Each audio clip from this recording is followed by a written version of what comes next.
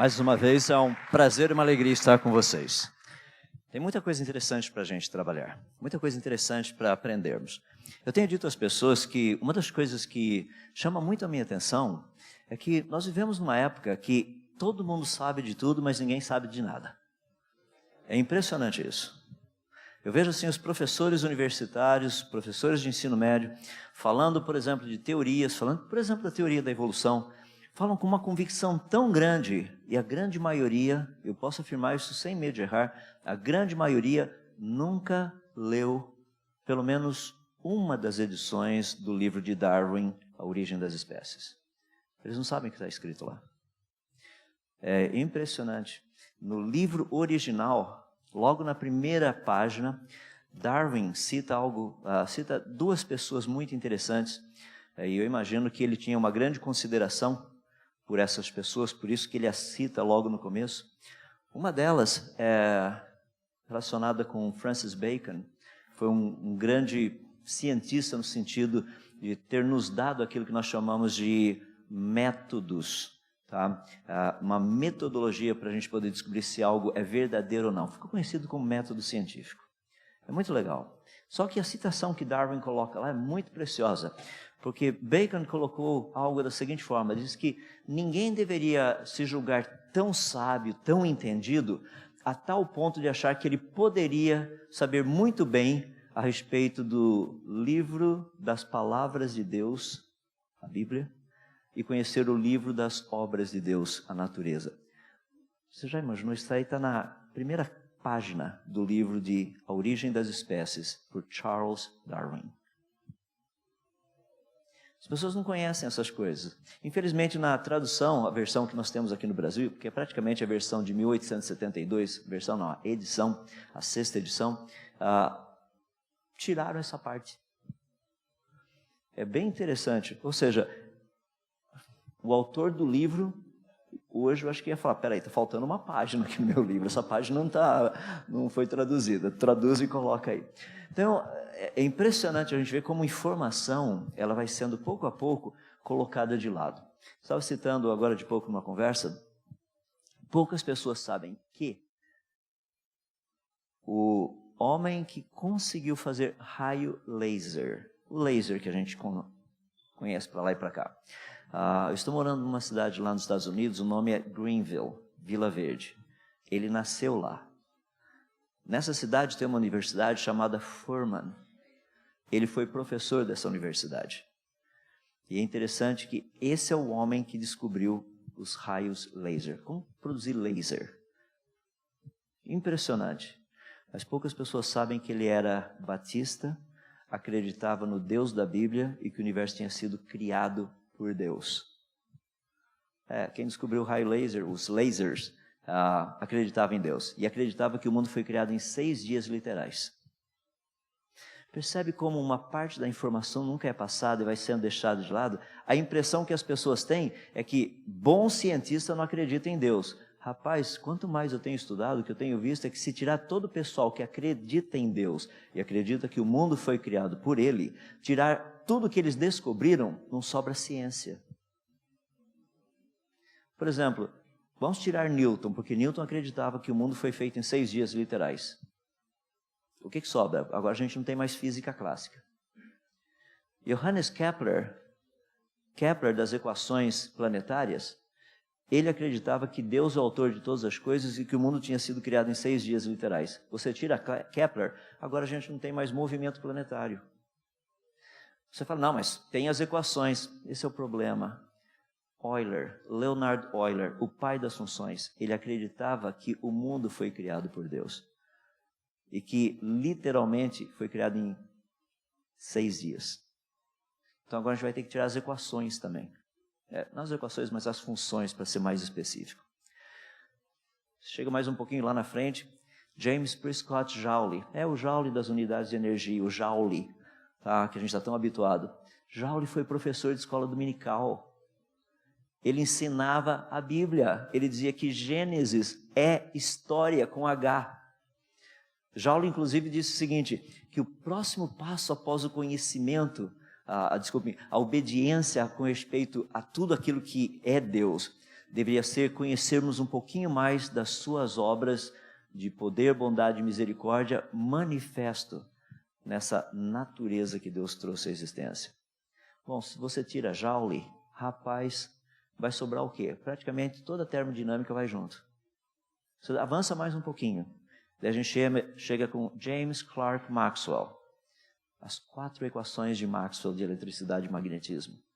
Maxwell era cristão, dizia piamente, assim, dizia insistentemente, que o mundo foi criado por Deus, em 6 dias literais. Rapaz, tirou Maxwell, sobra o quê? Lá se foram as equações de eletricidade e magnetismo, pronto.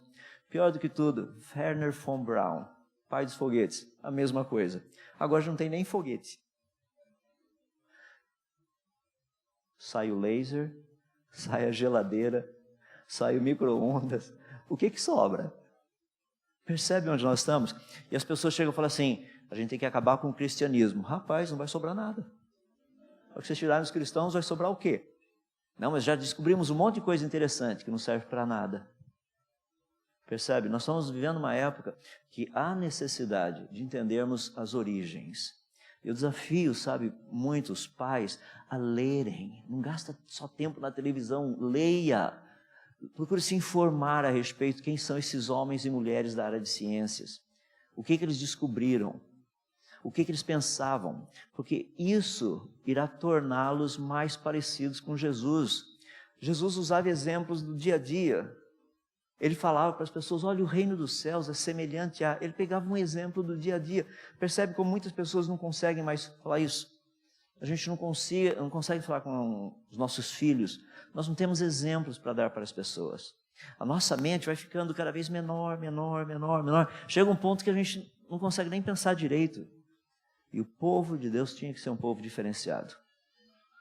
Tinha. Porque uma das maneiras de nós honrarmos a Deus, nós vimos uma agora de pouco, oferecendo um pouco daquilo que Ele tem nos dado. Uma outra maneira de honrá-lo é através da sabedoria. O livro de Provérbios diz, busca sabedoria. Tá? Mais do que você busca dólar e euro. Busca sabedoria. Vai atrás. Não para no meio do caminho. Procura alcançá-la. É um desafio. E se você acha que sabedoria é coisa que nasce em árvore, não nasce em árvore. Tem muita gente que fala assim, você é assim porque você é inteligente. É porque eu estudo pra caramba. A gente estuda, pede a Deus sabedoria. Senhor, me ajuda a entender. Olha, essa publicação científica aqui não faz sentido. Deus fala, realmente ela não faz sentido. Ainda bem, então deixa eu ler a outra. Entende? É assim que funciona a coisa. Tem um versículo muito bonito lá em Jeremias 33:3, que é um dos versos que eu uso para o meu trabalho como na área de pesquisa. E na área de aprendizado também. O texto diz assim, Deus falando, invoca-me, eu te responderei. Eu anunciarei para vocês coisas grandes e ocultas que vocês não sabem, na física, na matemática, na genética, na parte de engenharia, na astronomia, na biologia, na sociologia, na antropologia, na paleontologia, e a lista vai.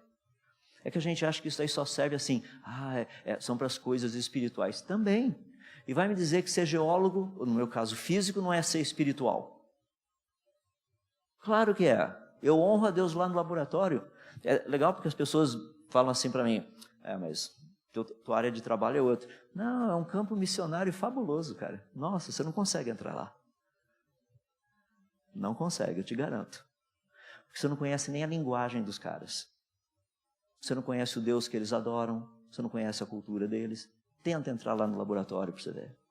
E é muito legal, porque ali dentro, muita gente chega para mim e chama de pastor. Eu falo, só se for de lobos, né? Porque lá no laboratório só tem lobo. Então, um pastorzinho de lobos lá, estou cuidando dos meus lobinhos lá. Lobo, você sabe, é a terminologia que a Bíblia usa, né? Ovelhas e lobos. Eu prefiro ser pastor de lobo de vez em quando, porque, rapaz, ovelha é bicho burro. Nossa, que coisa, é terrível, sabe? Tá um buraco ali, a ovelhinha, plum, cai lá embaixo. O pastor vai lá, tira a ovelhinha, põe aqui em cima de novo. Adivinha, desses 5 minutos, o que vai acontecer? Plum, tá lá embaixo de novo. Pega. Pelo menos o lobo já fica mais esperto, ele fica meio de longe assim, sabe? Mas de qualquer forma, você sabe por que Jesus nos chama de ovelhas, né?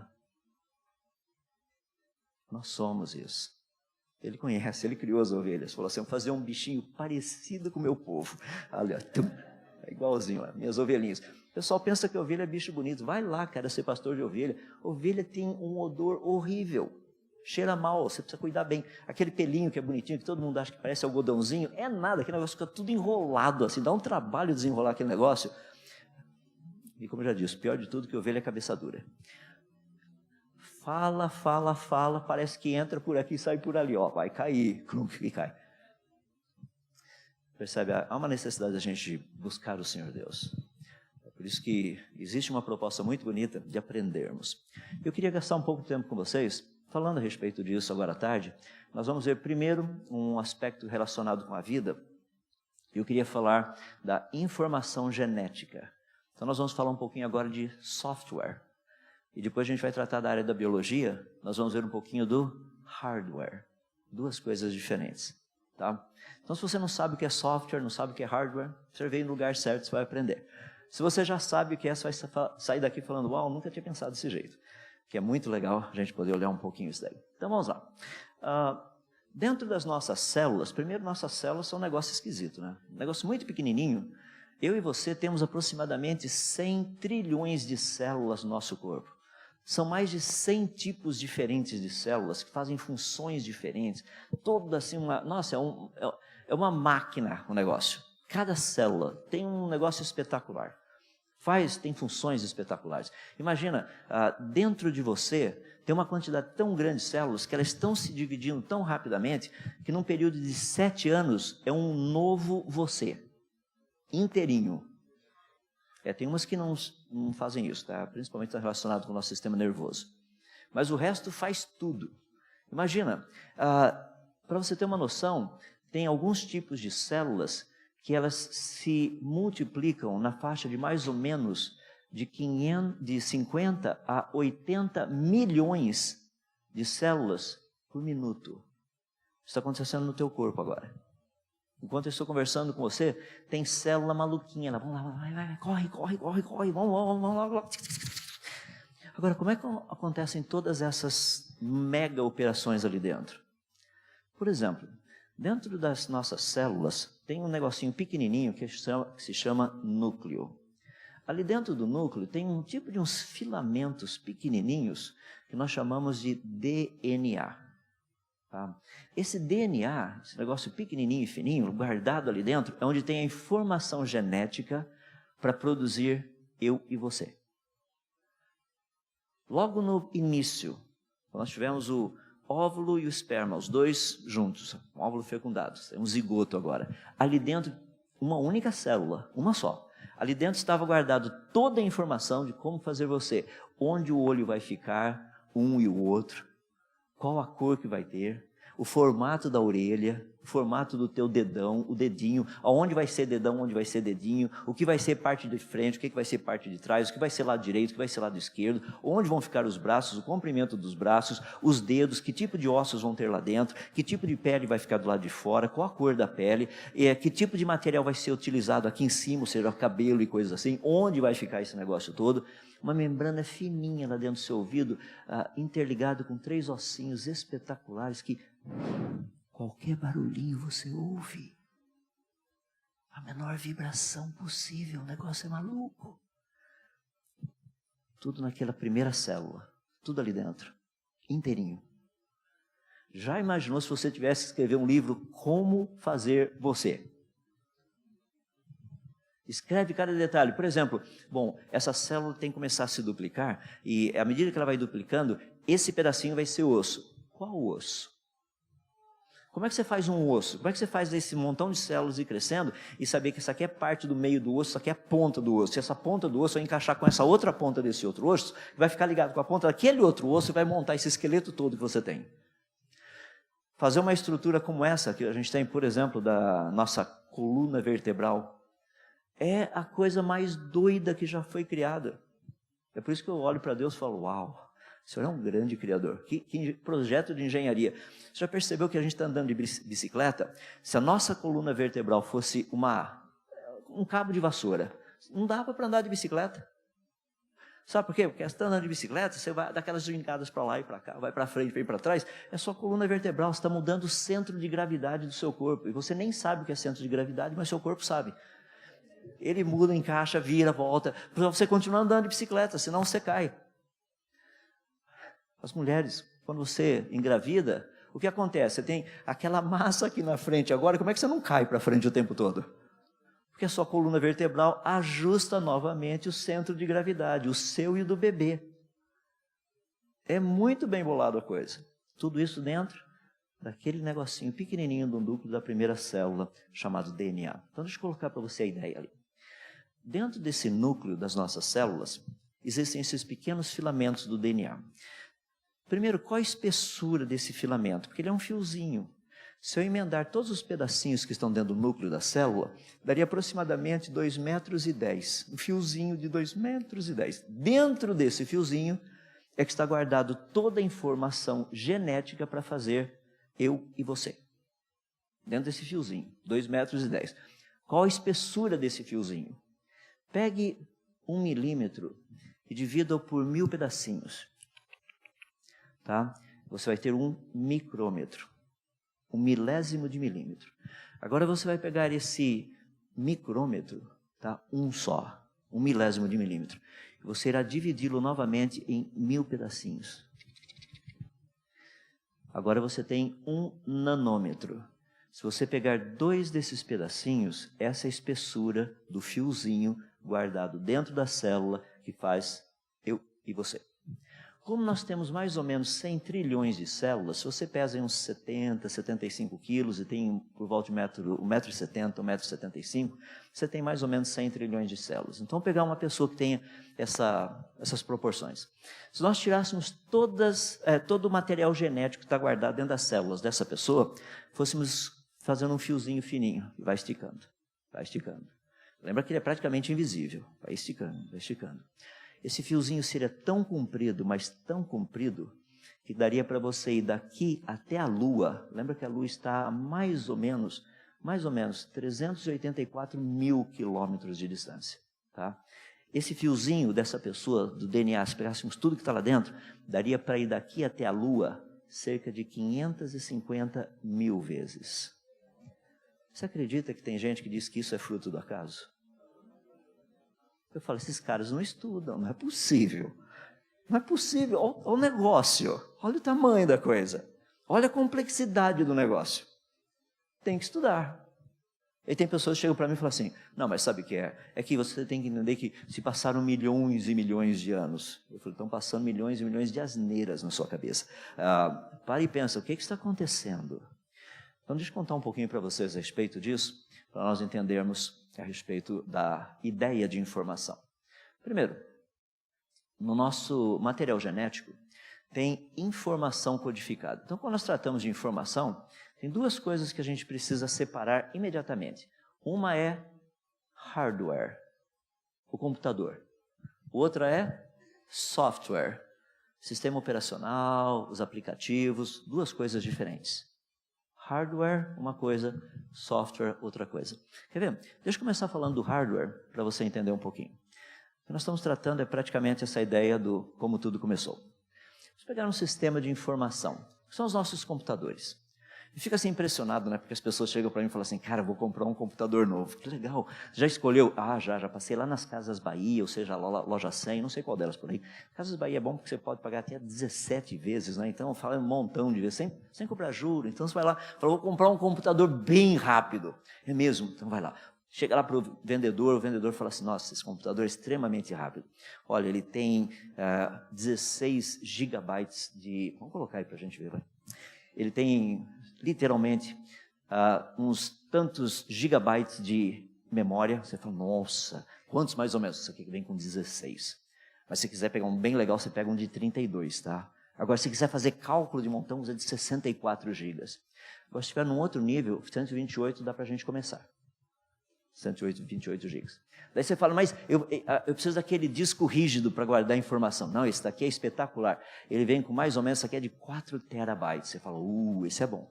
Daí ele fala assim, e a velocidade do processador? Não, isso aqui é 3.9 ou 4.0 gigahertz. Você fala, uau, isso é rápido. É esse que eu quero. Você sabia que até agora você não sabe se o computador é rápido ou não? Isso é papo para enganar freguês. Você não sabe se o computador é rápido. Você fala, mas como é que eu vou saber se o computador é rápido? Bom, você precisa saber quantos flops esse computador produz. Você percebe que isso aí geralmente não vem na descrição do computador, não está escrito lá. Ele te dá o quanto de memória, o disco rígido, o processador, mas quantos flops? E o que é flop? Flop é aquele negócio que está vendo ali, ó, Floating Point Operations per Second. Número de operações por segundo. Isso é o que determina o quão rápido é o computador. Então, por exemplo, um flop, uma operação por segundo. Exemplo disso, o homem. Tem mulher que não entendeu, pede para o cara fazer duas coisas. Não dá, é uma de cada vez. E tem que ser sequencial, senão a gente perde o jeitão da coisa, não é? Agora, 1 kiloflop, 1000 operações por segundo. Essa é a parte feminina, a gente sabe disso. Está lá, está no telefone, está fazendo comida, falando mal da vizinha, tudo de uma vez só acontecendo, não é? Não, eu fico assim impressionado porque às vezes estávamos lá, eu, minha esposa, as 3 filhas sentados numa lanchonete, alguma coisa assim, comendo, e aquele papo interessante, eu tentando seguir as 4. E o papo vem, papo vai, papo vem, papo vai. E de repente lá, uma delas fala assim, nossa, você viu o que ela disse? Eu falei, quem? Não, pai, é da outra mesa. Eu nem sabia o que estava acontecendo na nossa mesa, elas estavam prestando atenção na outra mesa. Daí a coisa ficava falando, não é possível. Isso daí é na parte, não é nem kiloflops, aí tem que ser megaflop, teraflop, gigaflop. Percebe o que é o flop? Quantas operações por segundo esse negócio faz? Como que ele trabalha com a informação que está chegando ali? Então nós temos o flop, que é uma operação por segundo, 1000 flops é um kiloflop, tá? Um megaflop, 1 milhão de operações por segundo, um gigaflop, 1 bilhão, um teraflop, 1 trilhão, um petaflop, 1 quatrilhão, e um hexaflop, aquele montão que você está vendo lá. Ou seja, os nossos computadores, os bons computadores que a gente tem por aí, inclusive a Apple está lançando agora no finalzinho do ano, que é um iMac, o Pro, esse 2017, a memória dele é de mais ou menos 256 gigas. Bom, né? Tem bastante memória esse daí. O meu computador, coitadinho, tem uma leve lembrança assim, das coisas, a memória dele é pequenininha. O disco dele, que não é rígido, tá? É um disco de memória, 4 teras, processador 4,5 GHz, tem 16 cores dentro dele, ou seja, 18 centrais de processamento, um negócio muito legal. E a placa de vídeo é uma nova, é a Radeon Pro Vega. Então, para quem gosta de joguinho, esse é o cara, tá? Você não vai gostar do preço, mas é o cara. A potência desse computador é de 11 teraflops. Agora a gente sabe o que esse computador faz, o quão rápido ele é. Deixa eu comparar isso daí com alguns outros computadores, que é o que nós chamamos de supercomputadores, tá? Olha que interessante. Esse aqui é o computador K. Foi o computador mais rápido no ano 2011. O K, que foi produzido pela Fujitsu, ele tinha uma área de mais ou menos 400 metros quadrados, o volume dele era quase de 1.200 metros cúbicos, ou seja, precisava de uma área de cerca de 1.200.000 litros para colocar o computador dentro. Gigantesco. O peso dele era de mais de 1.300, ou seja, 1.300 toneladas. Um negócio pesado pra caramba. Potência, precisava de um pouquinho mais de 16, quase 17, quase 13 megawatts para o negócio funcionar. Só para você ter uma ideia, 13 megawatts que eu estou falando ali, seria o equivalente àquilo que 13 mil casas gastam de energia elétrica. Tá? A temperatura dele era refrigerado a água, que senão o negócio derretia. Frequência, 3 GHz. Velocidade de processamento dele chegou a quase 11,3 petaflops. Tá? Memória dele, 1.410 terabytes. Transistores, 69 trilhões de transistores praticamente dentro dele. Isso aí foi 2011. Não vou falar os detalhes de todos eles, porque eu não quero cansá-los. Tá? Para fazer o que esse computador fazia, seriam necessários aproximadamente 1.025 desses Apples novos que serão lançados agora, dos iMacs que serão lançados agora no final do ano. Só para você ter uma noção. Um outro, esse daqui ganhou o prêmio em 2012, tá? É o Blue Gene Q, da Sequoia, como ele é conhecido, da IBM. A área dele, mais ou menos 280 metros quadrados, um pouquinho menor. O volume dele, 900 metros cúbicos, ou seja, 900 mil litros. O peso dele um pouquinho acima de 194 toneladas, não era tão pesado assim. Tá? Potência, quase 8 megawatts para ele poder funcionar. Refrigerado a água e a ar. Frequência de 1,6 GHz. Velocidade dele aproximadamente 20 petaflops. Para você ter uma ideia, seriam necessários cerca de 1.800 desses novos iMacs para fazer a mesma quantidade de cálculos que esse negócio fazia. Tem mais um aí. Agora vem um que é bem interessante, também em 2012, isso aqui foi mais no finalzinho do ano, o Titan Cray, da Cray. Uma máquina também interessante, cerca de 400 metros quadrados, a área dele, o volume, cerca de 1.000 metros cúbicos, a área onde ele fica, 1 milhão de litros mais ou menos, peso um pouquinho acima de 250 toneladas, de novo, mais ou menos uns 8 megawatts para ele funcionar, quanto de energia ele consome, refrigerado a água e a ar, frequência de 2,2 GHz, e a velocidade dele, esse daí já chegou nos 27 petaflops. 2013, só para ter uma ideia, são quase 2.500 desses novos iMacs para fazer a quantidade de cálculos que esse daí faz. Daí, em 2013, aparece o Tianhe 2, lá na China. Você vê de novo, a área dele, o volume, o peso, pode ver, 1.000 toneladas, volume 1.500.000 litros, refrigerado a ar e a água, temperatura, frequência, a velocidade dele chegou a quase 55 petaflops. Seriam necessários mais ou menos quase 5.000 desses novos iMacs para fazer o que esse computador faz. Ficamos praticamente 2014, 2015, sem nada mudar. Tinha um computador que está sendo preparado, que é esse daí, que foi o vencedor de 2016, que é o Sunway. É feito lá na China esse daí também. Tá? Nós não sabemos a área, nem o volume, nem o peso, que isso aí não foi dado até agora, mas nós sabemos da potência dele, isso foi dado, 15.000 megawatts, refrigerado a água e a ar, frequência de 2,2 GHz, velocidade dele, rapaz, 125 petaflops. Memória, deu para ver, né? Para você ter uma noção, seriam necessários mais de 11.000 iMacs para fazer o que esse negócio faz sozinho. Tá? Você fala, legal, não dá para tornar isso um pouquinho mais para a gente entender o que isso significa? Então deixa eu mostrar o que esse carinha faz. Esse carinha, que vocês estão vendo aí, ele teria condição de ler todas as listas telefônicas brasileiras, toda a informação que está lá, 1 bilhão de vezes em 1 bilionésimo de segundo. Agora dá para ter uma noção, né? Ou seja, a hora que você pensou em abrir, ele já leu 1 bilhão de vezes, tá? Num espaço de tempo você nem conseguiu levar o seu dedo para pegar e abrir a primeira página ainda. As pessoas olham e falam assim, rapaz, onde a gente compra isso? Ainda não dá para comprar. Mas a tecnologia vai mudando. Por exemplo, quando eu fiz pesquisa no laboratório de Oak Ridge, lá na década de 90, eles tinham um supercomputador na época, que era um Cray, uma máquina espetacular. Lembra que aquela época do 486, se você faz parte daquela geração, tá? Que dava até dose de ver a gente trabalhar nisso, né? Quem não conhece a coisa não sabe da piada. Mas de qualquer forma, vai procurar na internet depois ver o que acontece.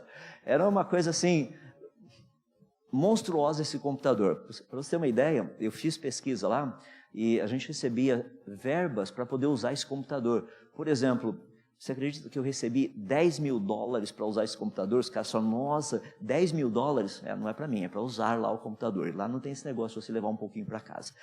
Você tem que pagar para o negócio que... Rapaz, $10.000 era o custo do processador, ou seja, do computador, por minuto. Ou seja, eu recebia $10.000, tinha 1 minutinho só para usar. Nossa, mas não deu tempo nem de digitar. Não, você não faz isso, né? Você já digita antes, deixa tudo prontinho. A hora que você manda para ser processado, ou fazer o processamento todo, a hora que cai lá, ele começa, faz os continhos. E era tão legal, porque demorava algumas vezes assim, de 4 a 5 meses para eu fazer no meu computadorzinho normal, lá eu fazia em 10 segundos. Assim, estava pronto. Falei, que legal. Ainda tem mais $8.000 para eu gastar aqui, que legal, vai dar para fazer mais continha ainda. Não é fascinante? Você sabia que esse meu computador é praticamente quase 20 vezes mais rápido do que aquele? E eu não gasto $10.000 por minuto para fazer continha nisso daqui. Voltando. Não é espetacular? Lembra que eu estou falando só do hardware. Eu não falei nada do software que faz esse negócio virar, só hardware. Para e pensa. As pessoas falam, cara, isso aí é doido. Eu concordo com você. É do outro mundo. Não, é desse mundo mesmo. É daqui. A gente está fazendo isso. Mas, assim, o que mais vocês têm aí? Deixa eu contar para vocês. Tem um que é espetacular. Isso aqui a gente não conseguiu. Nós estamos trabalhando, tá? Eu espero que em breve a gente até consiga fazê-lo. Esse daqui, ó. Olha o tamanho do negócio. 1,2 litros. Ou seja, 1 litro e 200 ml. Tá? O peso dele, 1,5 kg. Você viu que os outros eram tudo assim, 100 toneladas, 200 toneladas. Imagina se Deus tivesse dado um negócio desse jeito para a gente. A cabeça estava assim, ó, plum, caído lá no chão, você andava arrastando a cabeça para lá e para cá, porque é muito pesado. É leve o negócio. O quanto de energia ele gasta? Mais ou menos de 20 a 40 watts. Sabe o que isso significa? Ele gasta menos do que aquela sua lâmpadazinha lá dentro da geladeira. E olha só o quanto de cálculos que ele faz. Temperatura, 37 graus Celsius se o cidadão não estiver esquentando a cabeça. Está assim de boa, olha. Agora, frequência dele, de 250 Hz a 2 kHz. Você ouviu certo se você mexe na ciência, trabalha com ciência da computação. Rapaz, isso daí parece aquelas Hondas, aquelas motocicletas Harley. Sabe que fica assim... Você fala, nossa, não vai morrer a qualquer hora esse motor. Não é assim mesmo que ela funciona. Nosso cérebro é mais ou menos desse jeito. Você pega os computadores e faz assim, ó, o negócio vai rapidão. O nosso é... Quando você pega a velocidade do Zequinha, rapaz, ele é de 1.000 a 1 milhão de vezes mais rápido do que o que a gente tem hoje. E lembra que eu estou falando quando você não está usando no limite. Tá? Assistindo novela, que não precisa usar o cérebro, coisas desse jeito assim, sabe? Você está mais ou menos por ali. Não é verdade, se você saiu uma reportagem há muito tempo atrás, existem alguns programas de televisão, principalmente telenovelas, que eles fizeram uma pesquisa, eles mediram as ondas cerebrais. Rapaz, a onda cerebral é mais ou menos assim, ó, quando você está assistindo novela, tem uns negocinhos assim, ó. Pessoas em estado vegetativo. É igual. Ou seja, você está tão passivo, mas tão passivo, que teu coração às vezes até para de bater, que você nem sabe o que está acontecendo lá. De qualquer forma, a memória nossa, tá, é um negócio absurdo. Não dá para calcular, porque a memória dos nossos computadores, elas são fixas. O do nosso cérebro, você está numa configuração desse jeito, de repente ele faz assim, ó. Daí você lembra a coisa e fala, nossa, é mesmo. Quando eu conheci minha esposa, ela estava usando perfume. Outro dia eu passei em frente a uma loja e falei, é o perfume que ela estava usando. Quando eu a vi na igreja pela primeira vez. Onde é que meu cérebro foi buscar essa informação? Entrou pelo meu nariz o negócio e foi parar onde? Sei lá, o Zequinha lá atrás achou um neurônio e falou, ei, é esse aqui, ó, tá pronto, apertou o botão, tcharam, sabe? É espetacular a coisa. Só para você ter uma noção, o nosso cérebro, quando ele praticamente não está funcionando, ou seja, a gente está usando bem pouquinho, ele tem uma velocidade que seria de pelo menos 91 milhões desses computadores da Apple que serão lançados agora no final do ano. Agora, me impressiona que tem pessoas que dizem que isso surgiu por conta própria. Falo, acho que você não estudou nem os supercomputadores, nem o cérebro. Porque é um negócio espetacular. É mesmo. Então, para a gente pensar um pouquinho nisso, deixa eu dar algumas ideias aí, que são as seguintes.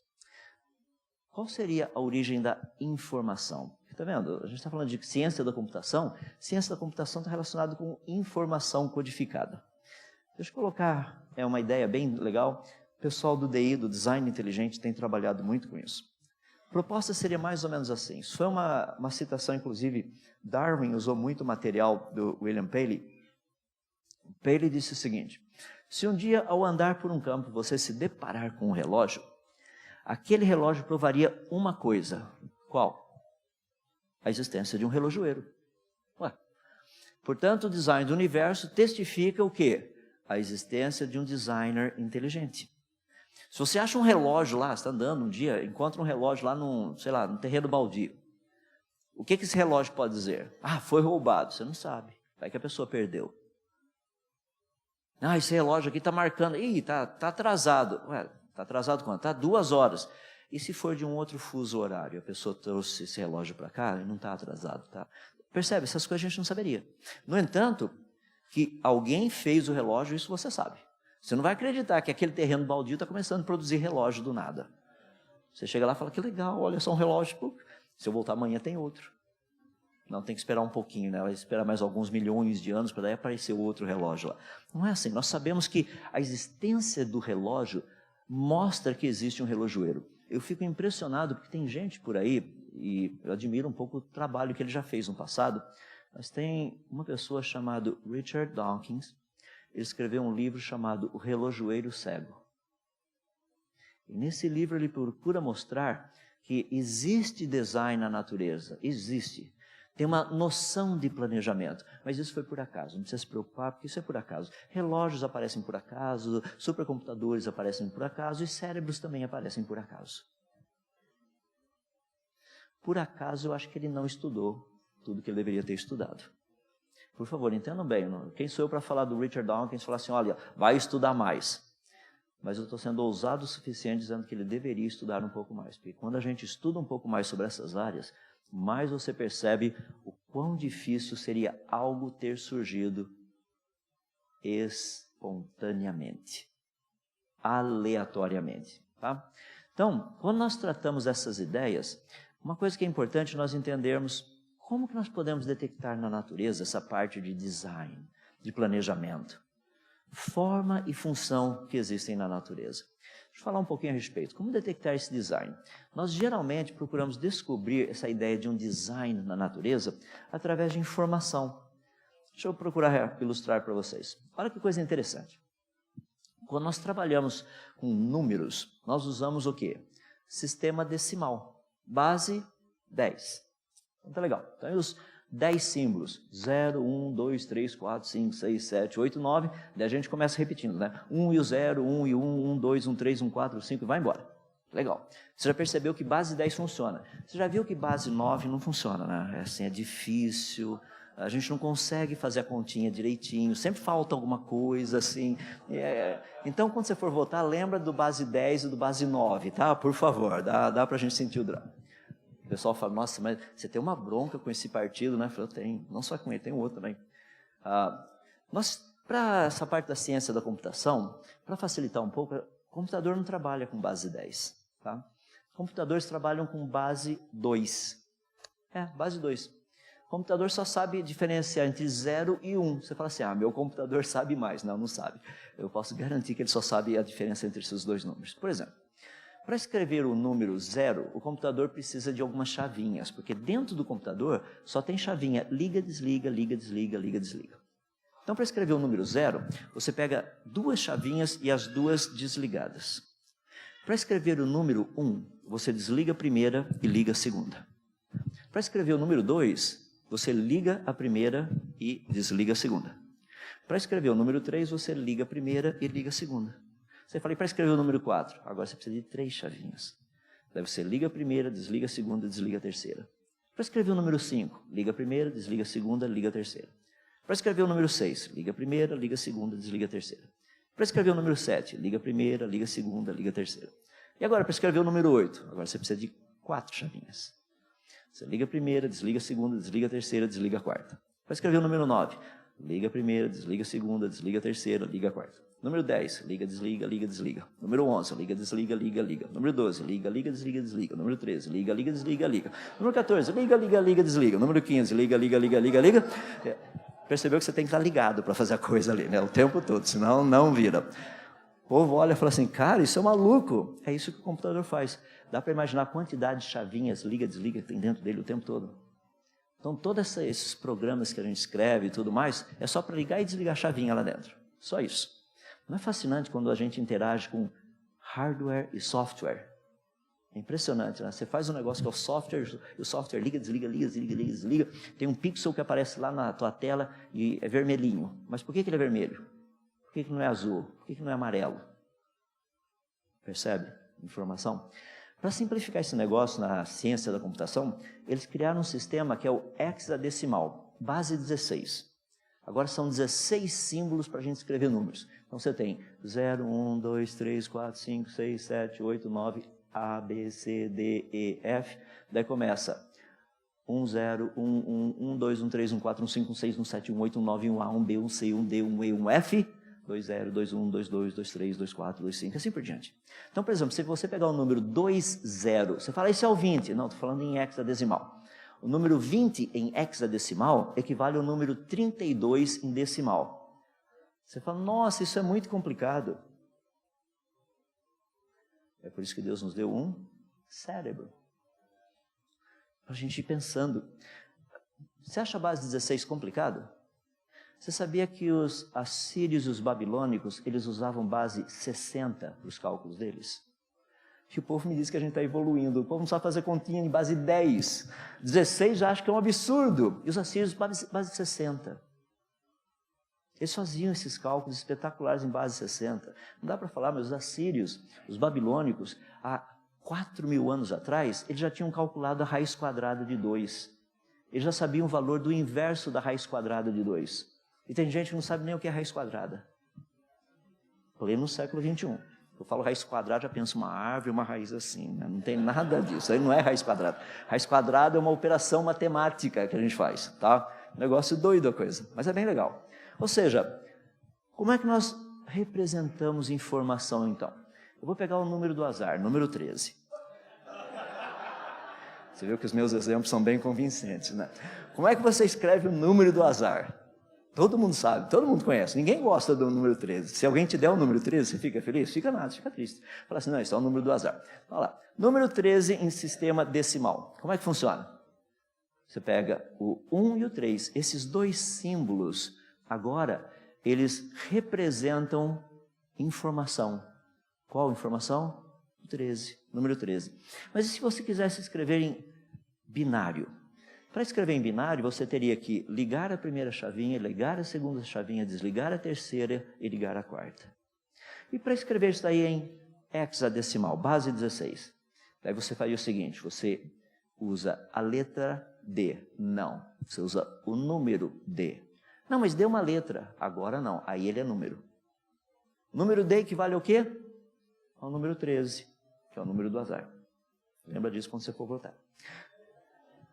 O pessoal fala, rapaz, você não dá folga não. Eu falo, não, eu não dou folga. Eu quero ver o Brasil progredir, pessoal.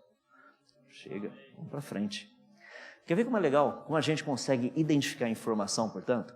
Vocês viram que é possível guardar informação, codificar informação.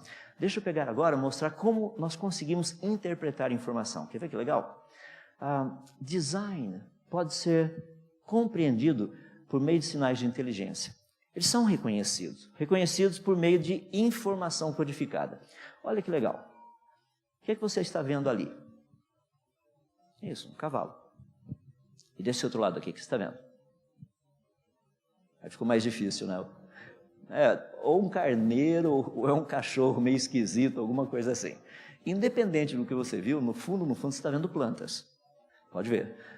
Eu não sei que você bebeu junto na hora do almoço, mas isso aí são plantas. Plantinhas, plantinhas, plantinhas. Tá? Mas percebe como você conseguiu identificar informação? Você olhou para aquela planta e falou assim, é um cavalo.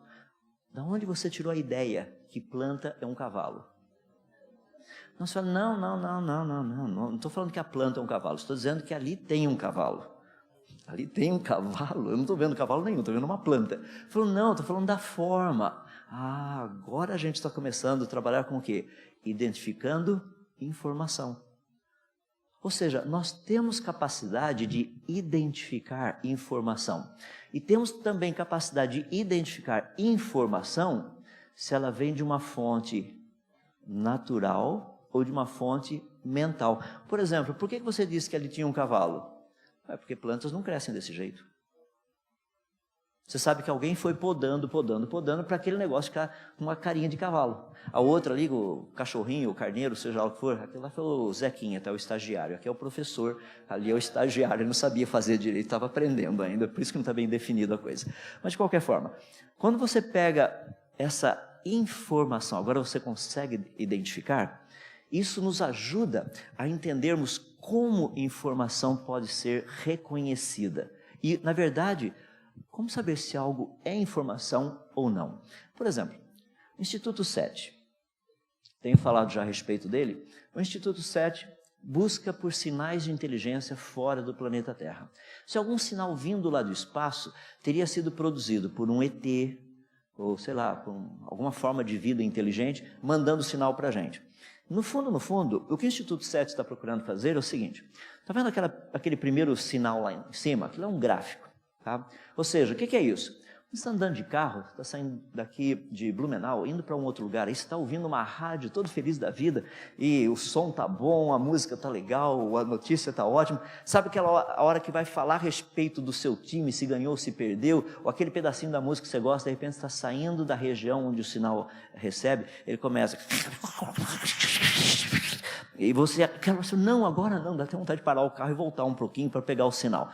Esse barulhinho que fica fazendo é aquilo ali em cima. Ó. Isso daí é produzido por processos aleatórios. Tem um outro tipo de sinal que a gente olha, que ele é produzido por processos regulares e previsíveis. Por exemplo, você está esperando o seu namorado chegar. Tum, tum, tum, tum. A hora que o carro para, começa tum, tum, tum, tum, tum, tum, tum, tum. Abre a porta, tum. É o seu pai. Daí para o negócio. Você pensa que aí não é. Percebe? São sistemas regulares, são previsíveis. A gente sabe o que está acontecendo. Mas o terceiro ali embaixo que é o legal. Por quê? Porque esse tipo de sinal, ele não é produzido pela natureza. É esse tipo de sinal que vocês estão vendo, aquele gráfico ali embaixo, é isso que a gente está procurando. Porque se vier alguma coisa desse jeito, tem inteligência por trás. Como fazer isso? Deixa eu mostrar rapidamente, eu não vou entrar nos detalhes, tá? O Instituto 7 tem um sistema, são equações matemáticas que nós usamos para ver sinal vindo do espaço, para decodificar esse negócio aí, para saber o que é o que. Então deixa eu dar algumas ideias. Eu vou usar a pedra de Roseta, foi uma pedra descoberta pelos soldados de Napoleão, só para mostrar como que funcionam essas equações que o Instituto 7 tem. Existem 5 áreas específicas que esse grupo de equações atua. Cada área tem o seu pacotinho para saber se um sinal vindo do espaço seria informação codificada ou não. Tem a estatística, tem a sintaxe, tem a semântica, tem a pragmática, tem a apologética. Quer ver que legal? Pegando a pedra de Roseta, vamos aplicar a ideia do que o Instituto 7 faz. Vamos supor que a pedra de Roseta tivesse sido descoberta num outro planeta, tá? E nós não saberíamos. Será que isso aí é só erosão? Ou seja, chove ácido aqui nesse planeta, foi meio que desintegrando a pedra aí, ficou uns negócios esquisitos. O que seria isso? Então o que nós precisamos fazer é verificar ali se existem símbolos. Sim, existem símbolos na parte de cima, na parte do meio e na parte de baixo. Então vamos fazer o quê? Vamos contar os símbolos. Ah, que legal, então nós estamos contando os símbolos lá na parte de cima, estamos contando os símbolos da parte do meio e os símbolos da parte de baixo. Esses símbolos aparecem agrupados ou eles estão soltos? Não, eles parecem estar meio que agrupados. Interessante. Então quando nós olhamos, fala assim, esses símbolos agrupados, eles são todos iguais? Não. E quantos símbolos ao todo foram usados, incluindo os agrupados e os não agrupados? 116 deles. É por isso que eu brinco, pessoal. Já imaginou você fazer o Enem usando uma língua que tem 116 letras no alfabeto? Com 26 o pessoal, nós e eles foi. Imagina com 116. A gente faz, não consegue nem falar direito, mas vai lá. Ou seja, na estatística, nós só estamos contando números. Quantos tem ali? Pedra de Roseta, lá em cima, 14 linhas em hieróglifos, parte do meio, 32 linhas em demótico, parte de baixo, 54 linhas em grego. Quantos símbolos hieroglíficos foram usados? 116 diferentes. Quantas palavras gregas nós encontramos ali? 468 palavras gregas. Percebe, é só contar quantidades. Quantos símbolos, quanto disso, quanto daquilo. Daí vai para a segunda parte, que é o que nós chamamos de sintaxe. Na sintaxe a gente pergunta o seguinte: existe uma ordem preferencial dos símbolos? Ou eles aparecem em qualquer lugar de qualquer jeito? Tem ordem preferencial? Por exemplo, na língua portuguesa, depois da letra Q, você espera encontrar qual vogal? O U, claro. Depois, assim, antes do M ou do P, se for aparecer uma outra consoante, desculpe, do P ou do B. Obrigado. O Tico e o Teco já estão dando a resposta. Você usaria o quê? Letra M ou letra N, vogal, consoante? M. Tá? Ou seja, existe uma sintaxe. Sintaxe significa o quê? Uma ordem preferencial onde os símbolos aparecem. Então, no caso aí, vendo essa ordem preferencial, Champollion, ele descobriu que aquela parte de cima, aqueles desenhinhos lá, eles não são desenhinhos. Na verdade, eles eram símbolos formando palavras. Daí a gente vai para o terceiro passo da coisa, que é o que nós chamamos de semântica. Na semântica, nós estamos estudando as ideias que são comunicadas. Quer ver? Se eu lhe perguntar, você gosta de manga? Sim ou não? Legal. Você gosta de manga curta ou comprida, para ser mais específico? Percebe? Eu falei uma palavra e teve gente que falou assim, manga, delícia. Não, eu estou falando manga de camisa. Percebe a semântica, o que acontece? Quais são as ideias que a gente está comunicando? Então, existem equações que nos ajudam a ver isso. O que está sendo transmitido nessa ordem de códigos, de sinais, de símbolos que a gente está recebendo? Por exemplo, Champollion, ele sabia ler grego. Então, ele pegou aquela parte lá de baixo, que estava em grego, o que ele fez? Leu e traduziu. Falou, o que está dizendo aqui, isso aqui é uma homenagem literalmente, dos sacerdotes lá de Mênfis, mais ou menos no ano 196 a.C., ao rei Ptolomeu. Que legal. Daí ele começou a comparar. Aqui embaixo aparece Ptolomeu tantas vezes, 3 vezes, por exemplo. Daí ele olhou ali no meio, ele percebeu que tinha um agrupamento de símbolos que ocorria também 3 vezes. Daí ele olhou lá na parte lá de cima, ele percebeu que também ali tinha um agrupamento de símbolos que ocorria 3 vezes. Pergunta, será que esses negócios aqui também são Ptolomeu? Foi fazendo esse tipo de comparação que ele conseguiu traduzir. O que ele descobriu é que o que estava escrito lá embaixo era exatamente a mesma coisa que estava escrito lá em cima, também no meio. Essa é a terceira parte. A quarta parte é a que nós chamamos da pragmática. Estuda a ação esperada. Ou seja, por que essa ordem, por que esses símbolos, por que esse negócio foi colocado junto? Ou seja, o que se espera com isso? Tá? No caso da Pedra de Roseta, fica bem claro que os sacerdotes queriam que os povos soubessem dessa homenagem. Foi por isso que eles colocaram até mesmo em 3 formas diferentes. Quem sabia grego, está lá embaixo. Quem sabia um pouco de demótico, que é a escrita cursiva dos egípcios, está lá no meio. Quem conseguia ler hieroglifos, estava lá em cima. E quem não sabia ler nada, continua do mesmo jeito. Então não teria problema. Qual a ação esperada? Que os povos soubessem disso daí.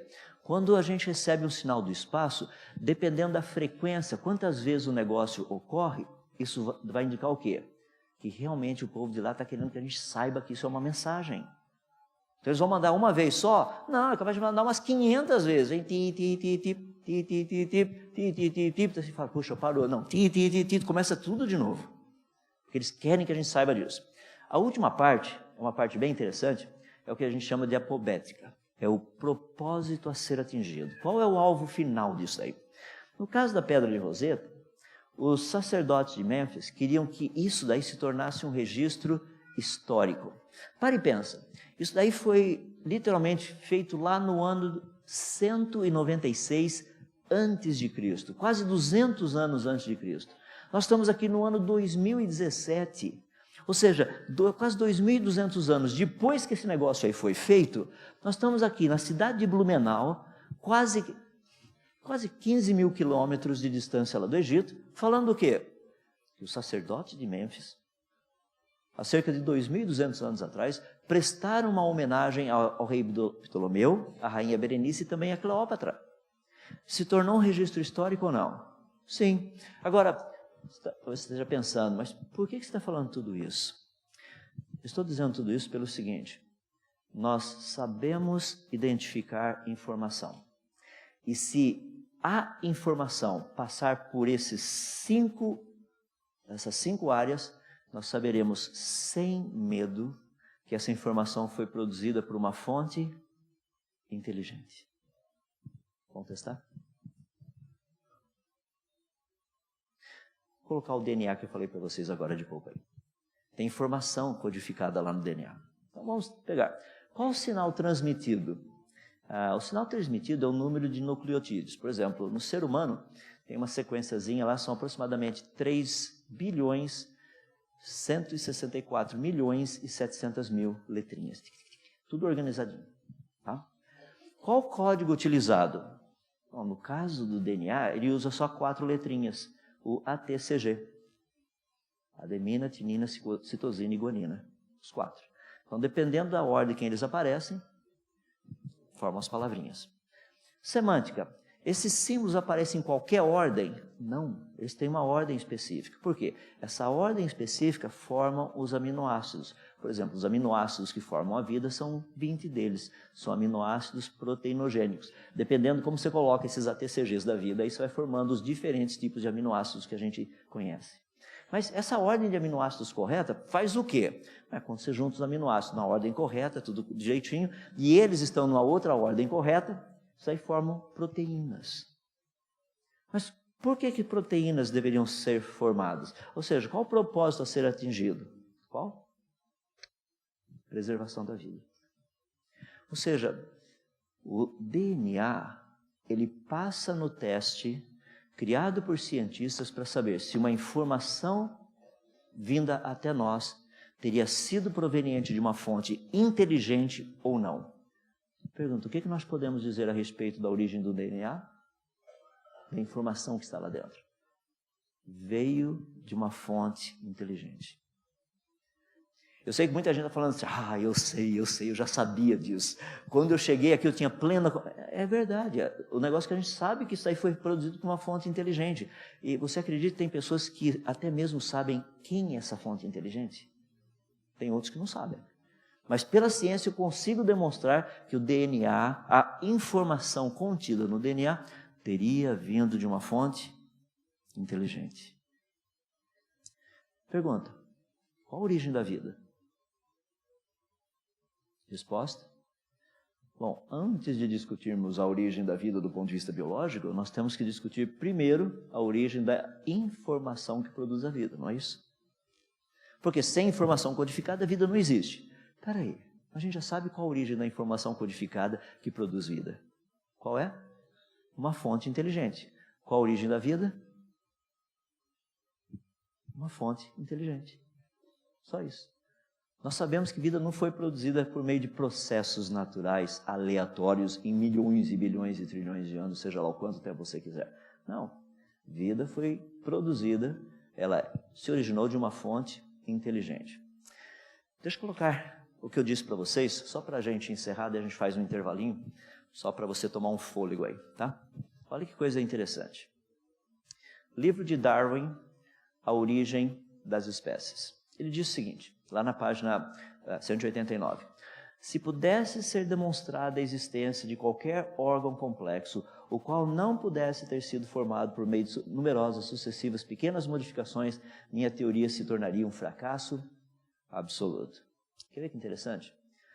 A salmonela, ela possui um material genético muito interessante. Dentro da salmonela existe informação genética para produzir um motorzinho. Esse motorzinho é uma coisa assim fabulosa. Ele é feito de 40 partes pequenininhas, tá? Então a salmonela começa a produzir um tipo de proteína específica que monta o topo do motor, a caixa em volta do motor e aquele rotor que está lá do lado de dentro. Tá? Então você está vendo a montagem toda do motor, lá dentro o pequeno rotor. Não somente tem o rotor, mas ela já monta na pontinha desse rotor uma broca. Daí ela vai montar uma outra sequência, que são aqueles pinos de sustentação. Daí o negócio vai começar a girar e a broquinha fura a membrana celular e um outro pacote de proteínas forma literalmente esses anéis de vedação. Daí aquela partezinha lá de cima é removida, ele monta um cabinho que é extremamente flexível, mas o negócio não quebra. Daí ele tem uma pontinha que é jogada fora e outros 5 proteínas específicas vão formar ali naquela pontinha, tá? 1, 2, 3, 4, 5, que eu vou formar de molde. Por quê? Outras proteínas vão entrar pelo tubinho e à medida que elas vão sendo colocadas ali, esse molde vai colocando cada uma delas no lugar. Tic, tic, tic, tic, tic, tic. Esse sisteminha todo aí é o sistema de construção do flagelo da bactéria. É um negócio espetacular. É um motorzinho que essa parte é como se fosse as hélices, tá? Motor de polpa, aquele negócio bem legal que tem. Olha que coisa mais maluca que é esse negócio. Se a gente parar e pensar, a salmonela, ela tem esse motorzinho, nós sabemos como essa coisa funciona, é formado por esse trequinho que é extremamente pequenininho. Esse motorzinho é tão pequenininho que dá para colocar 8 milhões deles, um do lado do outro, num furinho que tem dentro do seu fio de cabelo. Esse é o tamanho desse motorzinho. Não somente isso, esse motorzinho gira a cerca de 100 mil rotações por minuto. O negócio é uma broquinha de fazer barulho. Ou seja, roda uma velocidade espantosa. E tem uma coisa que é espetacular. Foi possível medir algo que a gente não consegue como fazer ainda. O motorzinho gira, está assim, ó, bzz, de repente você ouve como se fosse um barulhinho assim, ó, bzz, você fala, nossa, deu uma falha. Não, ele inverteu a rotação. Agora está girando ao contrário. Nossos motores fazem assim, ó, bzz, e voltam, não é? O deles não está, você fala, nossa, que salmonela meio doida. É, por aí. É que já vem literalmente com marcha ré. E não é nem modelo opcional, vem de fábrica. Ou seja, vamos falar de complexidade? De novo, o que Darwin disse? Deixa eu ler de novo. Se pudesse ser demonstrada a existência de qualquer órgão complexo, o qual não pudesse ter sido formado por meio de numerosas sucessivas pequenas modificações, minha teoria se tornaria um fracasso absoluto. Pergunta, qual parte do motor da salmonela surgiu primeiro?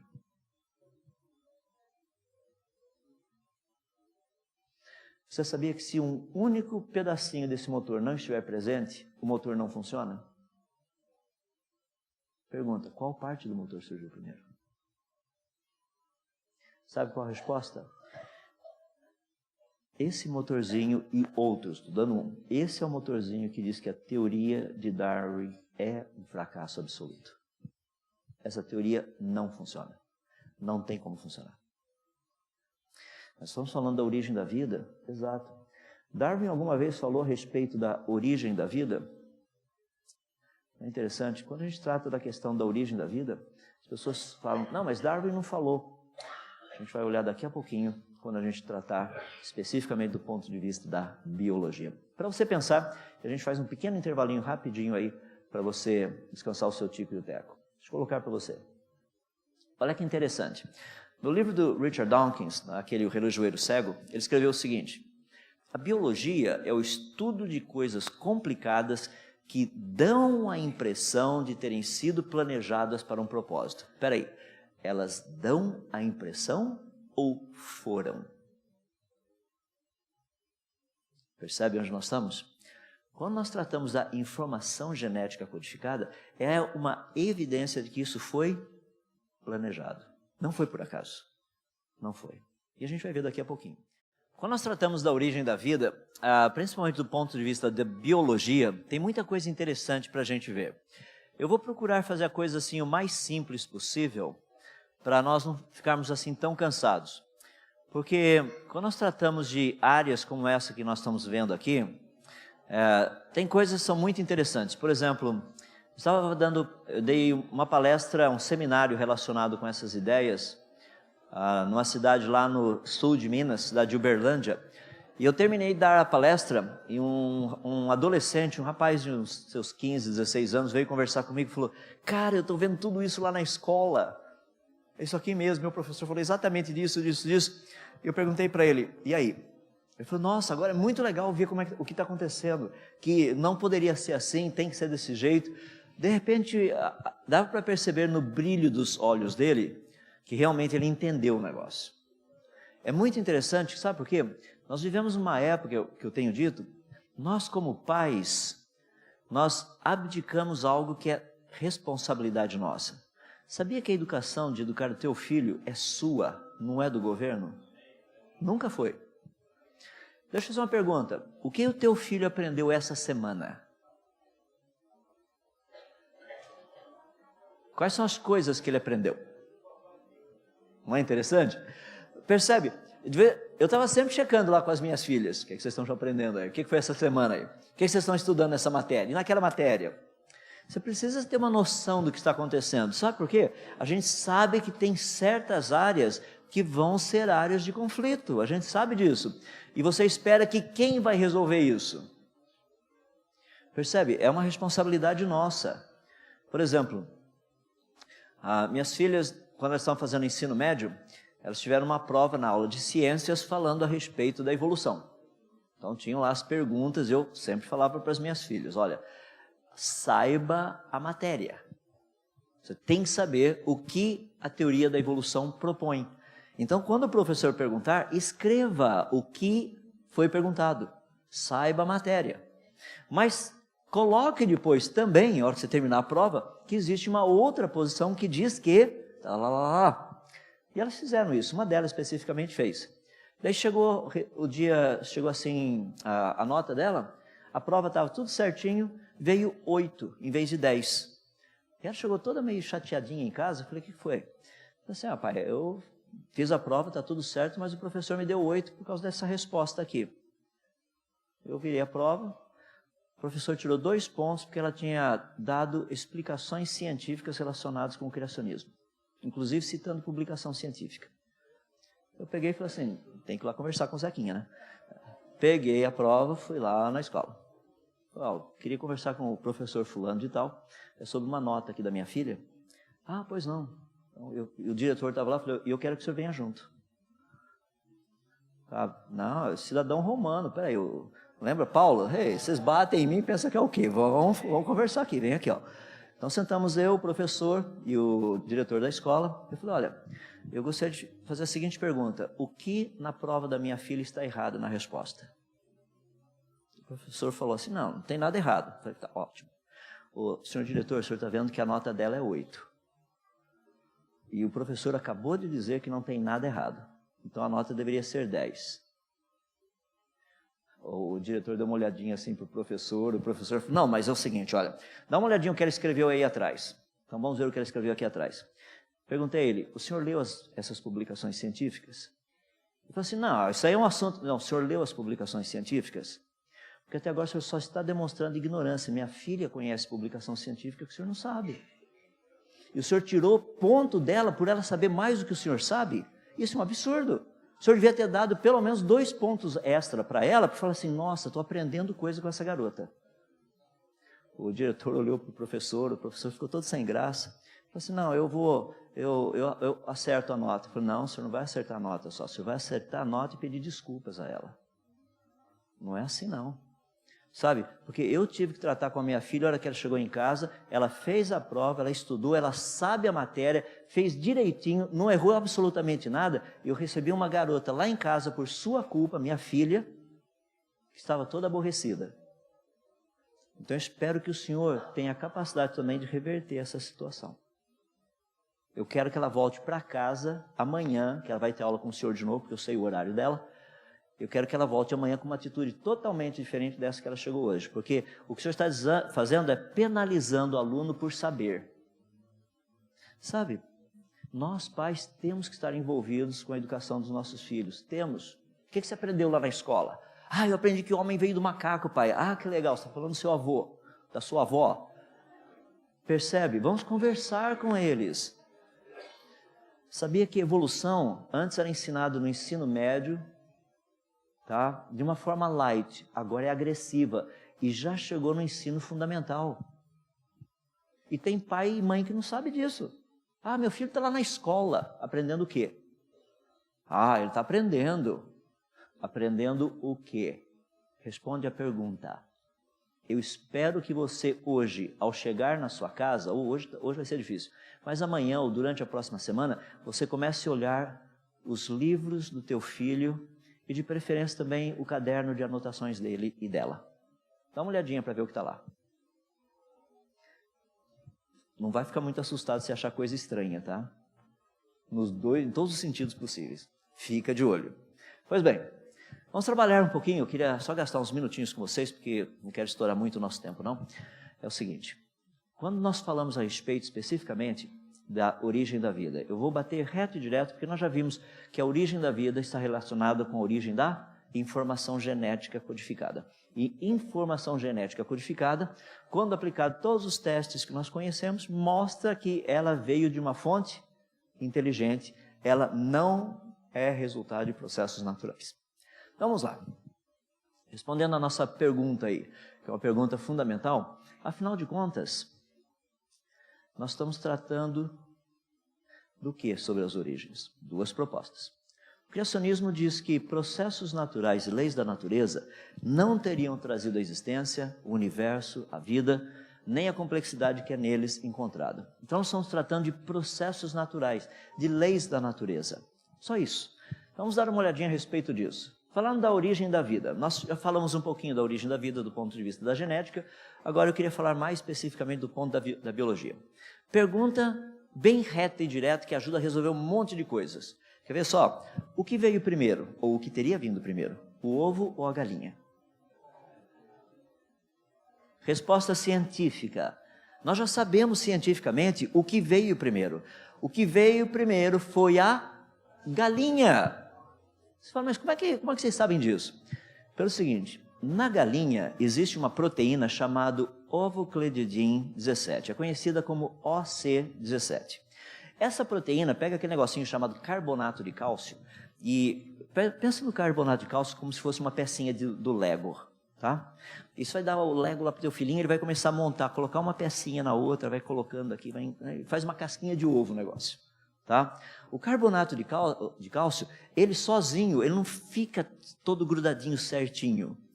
Mas com essa proteína, ao C17, ela vai montando o carbonato de cálcio, forma a casquinha do ovo.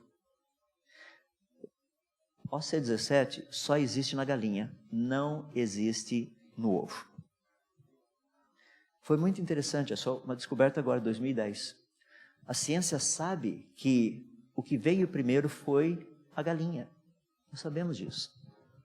A discussão agora é de onde veio a galinha. Obviamente não foi do ovo. De onde veio a galinha? Sabia que essa é uma verdade tão legal? Rapaz, os pintinhos estão armados até os dentes para defender isso daí. São todos do Estado Islâmico eles. Fala assim, não vem dizer que a gente veio do ovo. Que coisa é essa? Fomos criados. O que eu quero colocar é o seguinte, quando nós falamos da origem da vida, já ficou claro que a origem da vida está atrelada à origem da informação genética. E a informação genética, nós sabemos que ela é proveniente de uma fonte inteligente. Só para mostrar como isso é uma coisa forte, se eu perguntar para você, qual a origem da vida? Quer ver os dois modelos? Olha só. O evolucionismo diz que vida teria surgido através da abiogênese. O que é abiogênese? Não vida, um negócio que não tem vida, produzindo vida. No criacionismo, a proposta é da biogênese. Vida foi criada. Vida teria produzido vida. Ou seja, na proposta evolucionista, vida teria surgido espontaneamente de matéria inanimada. O criacionismo diz, isso não aconteceu. Vida não teria surgido espontaneamente de matéria inanimada. Em outras palavras, do lado do naturalismo, mais especificamente evolucionismo, isso daí, vida surgir espontaneamente, seria aquilo que é chamado de geração espontânea. Geração espontânea não é um processo natural, nunca foi observado. Nunca. Por outro lado, criacionismo fala que isso foi uma criação planejada. Você fala, mas peraí, mas isso daí, como é que funciona esse negócio? Deixa eu colocar para você entender. A biogênese, ou seja, geração espontânea, é um evento sobrenatural. Isso não ocorre em laboratório, nunca foi observado. E quando se trata de criação planejada, isso é um ato sobrenatural. Não se vê em laboratório, também nunca foi observado. Você fala, mas então o quê? Por que o criacionismo é ensinado como religião e evolucionismo, que trata de eventos sobrenaturais, é tratado como ciência? Pergunta, qual das duas baseia-se em leis científicas. Obviamente não é o evolucionismo, porque a biogênese não é lei científica, mas a biogênese é. Percebe? O posicionamento criacionista é totalmente baseado em o quê? Leis científicas e processos naturais. Ah, mas criação planejada não é um processo natural, concordo. Do mesmo jeito que geração espontânea também não é um processo natural. Então não é esse nível que vai mostrar se as duas propostas são científicas ou não. Você tem que voltar um passo atrás, aí você fala, não, biogênese e abiogênese. Legal. Falando a respeito do desenvolvimento da vida. O evolucionismo diz que mutações teriam, ao longo do tempo, produzido pequenas variações que teriam produzido novas formas, órgãos e funções. No caso do criacionismo, variação apenas, não evolução. Ou seja, tipos básicos criados logo no início, geneticamente polivalentes, ou seja, com possibilidade de variar, ou produzir variações chamadas adaptativas e não adaptativas, teriam produzido tudo aquilo que a gente vê hoje. Ou seja, de uma forma bem simples, evolução diz que a capacidade de variar das formas de vida é ilimitada. O criacionismo diz o quê? Que a capacidade de variar das formas de vida é limitada. E isso é testável. Eu tenho condição de saber se o negócio é limitado ou se ele é ilimitado. O interessante é que a teoria da evolução fala o seguinte, não, mas a nossa proposta é científica porque nós estamos falando de macroevolução. Ou seja, aqui você tem um réptil que ao longo dos milhões de anos foram produzindo descendentes que agora são aves. Ué, então, réptil produzindo lá na frente descendentes que seriam aves. Isso é macroevolução. Você já viu isso acontecendo? Algum cientista já viu isso acontecendo? Hoje à noite nós vamos ver o registro fóssil. O registro fóssil mostra isso? Não. Ou seja, não é um processo observável. Por outro lado, dentro do criacionismo, a gente fala de pequenas variações, variações adaptativas e variações não adaptativas. A gente vai ver isso daqui a pouquinho. Em outras palavras, microvariação, não microevolução, microvariação. Microvariação é um processo perfeitamente observável. Por exemplo, tem aquela ninhada de cachorrinhos ali, aquele montão de cachorrinhos. São todos eles exatamente iguais? Não. Um monte de gatinhos exatamente iguais? Não. Que variações são essas? Microvariações. Pega lá na sua casa, se você tem irmão, irmã, ou mais irmãos, mais irmãs, dá uma olhadinha, vocês são todos iguais? A menos que vocês sejam gêmeos univitelinos, daí sim. Mas se vocês não são gêmeos, todo mundo é igual? É nada, mas não é o mesmo pai e a mesma mãe? Do que nós estamos tratando? O quê? Microvariação. Eu não estou tratando de um ser legal ou de ser chato, tá? Isso é outra coisa. Eu estou tratando assim de pequenas variações. Por exemplo, um tem a cor do olho desse jeito, o outro o cabelo daquele jeito, o outro a orelha assim, o outro o nariz daquele jeito. Esse tipo de coisa, essas variações. Ou seja, alguém da sua família nasceu com asa, por exemplo? Eu sei que tem uns que a gente fala assim, é um anjo caído. É só deixar um tempinho lá você vê que é anjo caído, não tem como. Ou seja, duas propostas, duas teorias. Qual delas tem base científica de novo? O criacionismo tem. Percebe, ontem eu comecei dizendo para vocês que eu por muitos anos fui evolucionista. Quando eu deixei o evolucionismo e vim para o criacionismo, que foi um processo, como já me citei, uns 5 anos mais ou menos, não foi um negócio assim. Deitei evolucionista, acordei criacionista outro dia. Essas coisas tinham que ser resolvidas. Como é que... Peraí, variação existe, mas na minha mente, variação e evolução eram exatamente a mesma coisa. Se variou é porque ele evoluiu. Daí eu comecei a entender que não é assim. Variação e evolução são duas coisas diferentes.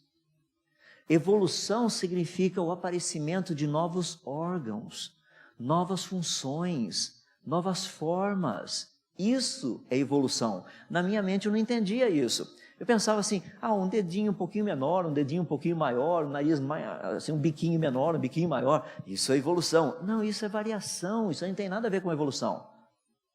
Percebe? De repente as coisas começaram a juntando. E nessa questão principal da origem da vida, eu fiquei muito impressionado quando eu comecei a ler a respeito de pessoas que pesquisavam isso. Vou dar um exemplo, isso aí foram anos depois, tá? Mas um exemplo que é muito fácil para a gente ver. Dr.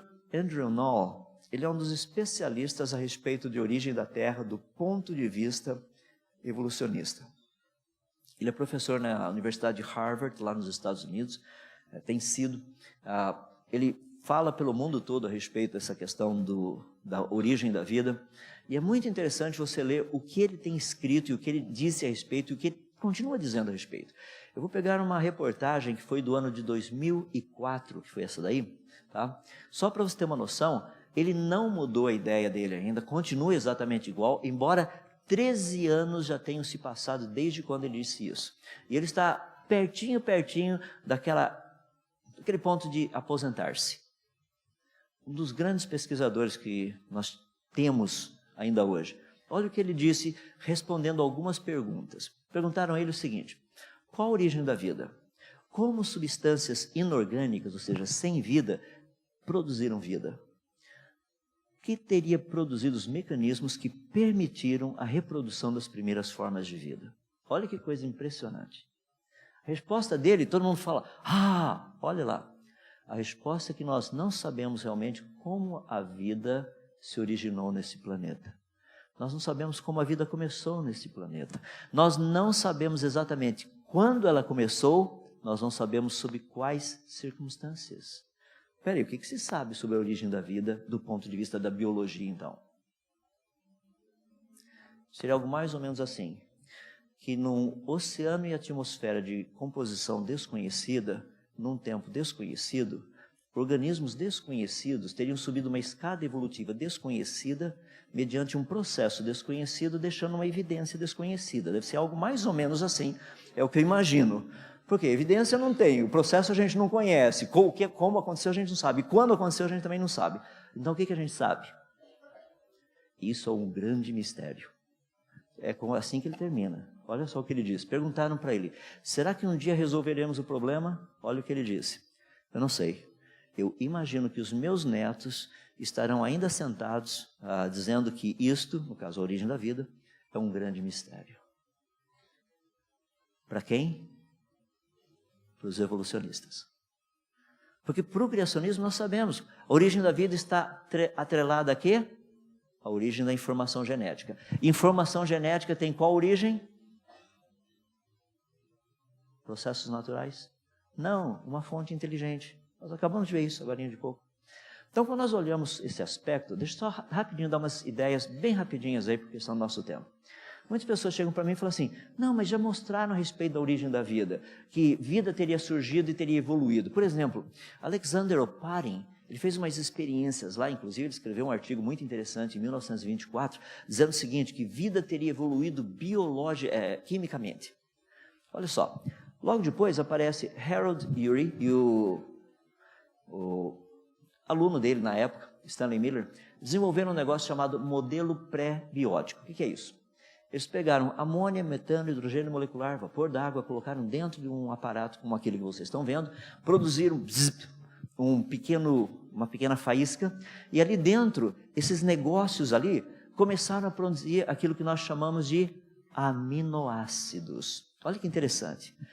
Ou seja, eles imaginaram que a atmosfera primitiva do planeta Terra seria uma atmosfera com muita amônia, muito metano, muito hidrogênio molecular e também vapor d'água. De vez em quando dava umas descargas elétricas, uns raios, e esses raios iriam produzir o quê?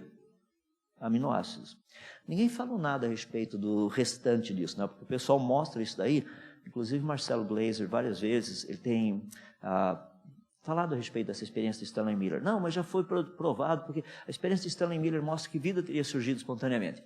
A experiência de Stanley Miller mostra que seria possível, dos 20 aminoácidos proteinogênicos, 13 deles serem produzidos. Isso é verdade.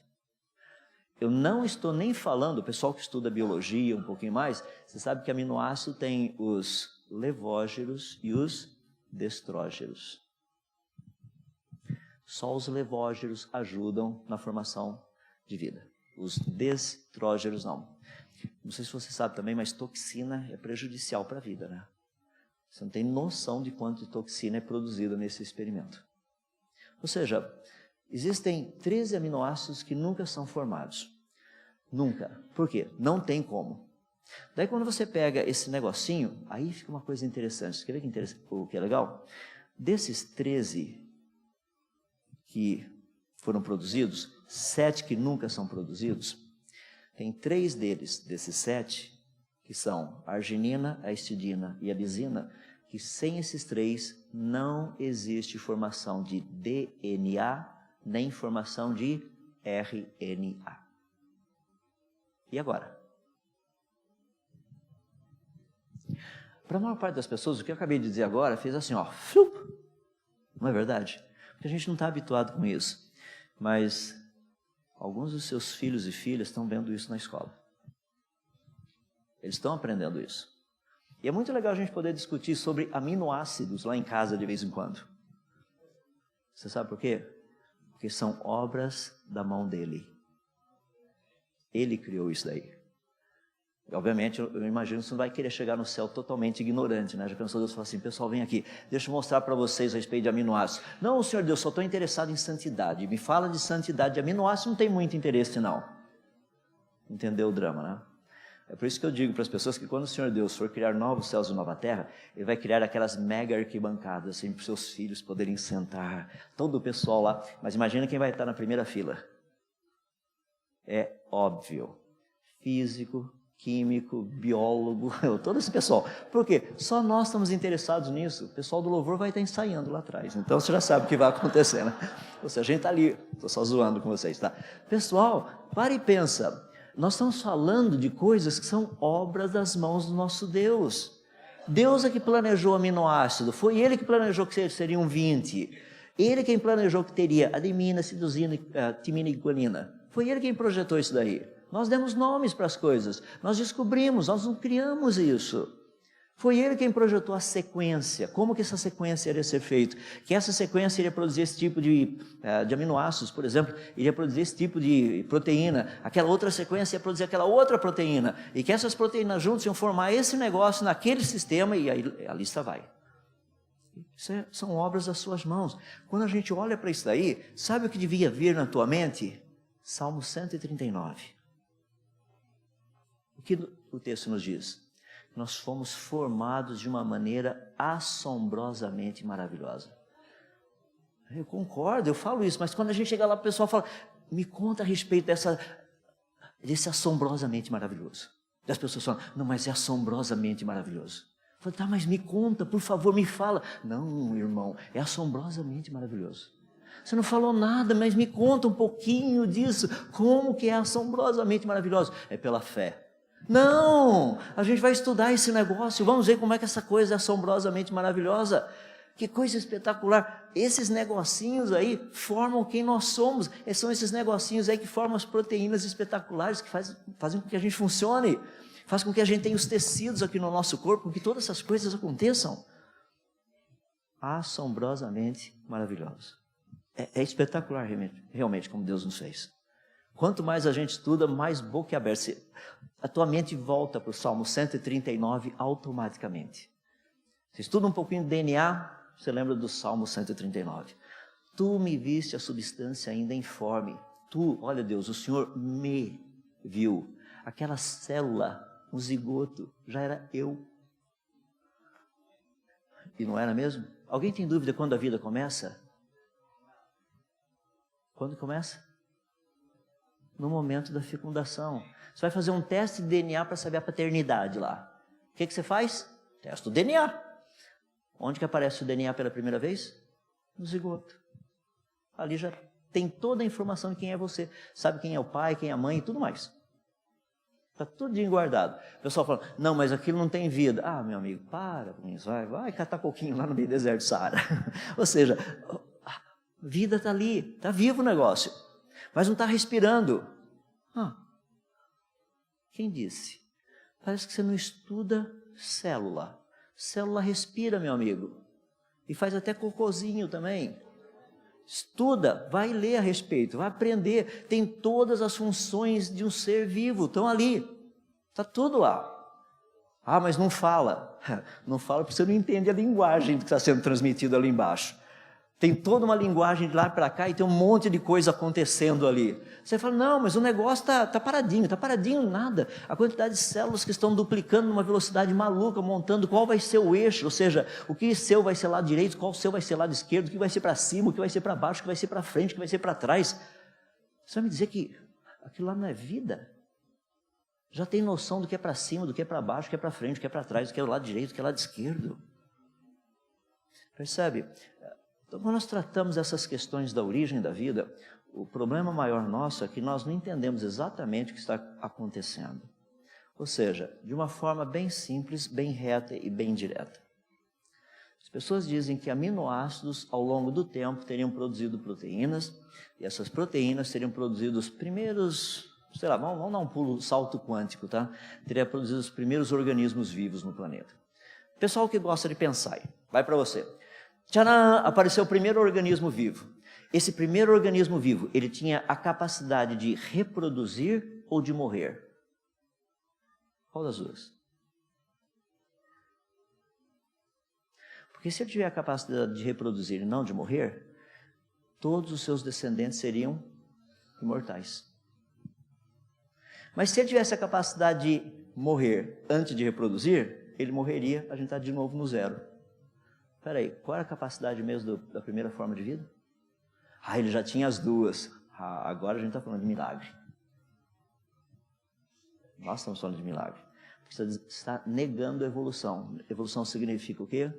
A sobrevivência do melhor adaptado. O melhor adaptado é aquele que não morre, né? Ou não? Claro que é. Daí não vai ter problema. Continua vivo o tempo todo. Olha que coisa interessante. Aminoácidos teriam produzido proteínas? Claro que não. Nós sabemos que a maneira como acontece, ou seja, no laboratório, espontaneamente, proteínas se desfazem em aminoácido. Vocês lembram que Stanley Miller colocou dentro do sisteminha dele lá? Amônia, metano, hidrogênio molecular, vapor d'água. Por que ele não colocou oxigênio lá dentro? Porque se colocar oxigênio, nada funciona. Isso é óbvio. É mesmo? Isso é um problema. Sabe por quê? Ele não disse que ele estava imitando a atmosfera primitiva? Rochas do fundo dos oceanos possuem óxido de ferro e óxido de urânio. Isso significa que na atmosfera do planeta Terra sempre houve o quê? Oxigênio. Bota oxigênio na experiência do Stanley Miller para você ver o que acontece. Oxida. Exemplo. Não vai acontecer nada, não vai virar coisa. É por isso que, olha só, não sou eu que estou dizendo. Em 1983, Dr. Klaus Dodds disse o seguinte: a formação espontânea de nucleotídeos simples ou mesmo polinucleotídeos que deveriam ser capazes de serem replicados numa terra pré-biótica devem agora ser considerados como uma situação improvável à luz dos muitos experimentos sem nenhum sucesso. O que ele está dizendo é o seguinte: a experiência de Stanley Miller não demonstra como vida teria surgido espontaneamente. Ele vai além. Ele diz o seguinte: pela primeira vez tem sido determinado de maneira inequívoca, sem erro, sem medo de... É a verdade. Por um grande número de cientistas que todas as teses evolucionistas que afirmam que os sistemas vivos desenvolveram-se de polinucleotídeos que se originaram espontaneamente não possuem nenhum embasamento empírico. Pessoal, os nossos filhos estão aprendendo magia negra e a gente está achando super legal. É por isso que muitos pais chegam para mim e falam assim: não sei o que aconteceu, meu filho cresceu na igreja, não quer mais vir para a igreja agora. Você não sabe o que aconteceu. Você leu o que ele foi aprendendo ao longo desses últimos 15 anos da vida dele? Não, mas eu providenciei para ele uma boa educação. Não foi isso que eu perguntei.